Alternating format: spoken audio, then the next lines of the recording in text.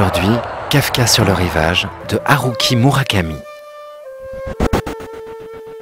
Le roman Kafka sur le rivage conte l'histoire de Kafka Tamura, un adolescent japonais à qui son père révèle une terrible prophétie. Tu tueras ton père et tu coucheras avec ta mère. Il fugue et quitte Tokyo alors qu'au même instant Nakata, un vieil homme simple d'esprit, obéit à un appel impérieux et prend lui aussi la route. Là, des événements bizarres s'enchaînent, de poissons, de limaces, des chats qui parlent, etc. Tout guide les deux héros vers l'accomplissement de la prophétie.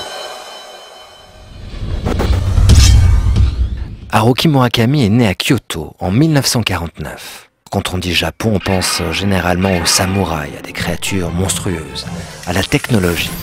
Mais Haruki Murakami s'est surtout nourri de culture occidentale. Fan de musique, jazz en particulier, il dirige un club à Tokyo durant 8 ans.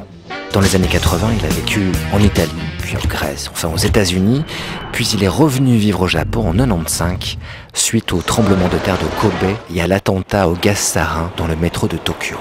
Tous les romans de Murakami croisent fantastique, surréalisme, mélancolie et pensée asiatique. Ce qui l'intéresse, Murakami, c'est la répercussion d'une action dans notre monde, bien dans un autre, parallèle ou imaginaire. Le roman Kafka sur le rivage a fédéré une communauté de lecteurs. Les plus férus d'entre eux sont partis sur les traces des deux héros du livre, Tamura et le vieux Nakata.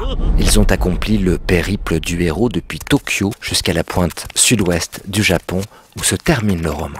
Des forums se sont créés sur l'internet. Le bouche à oreille a hissé Kafka sur le rivage au rang de phénomène de librairie et l'écrivain John Updike a signé une critique dithyrambique dans le New York Times qui contribua à étendre la renommée de Murakami aux États-Unis.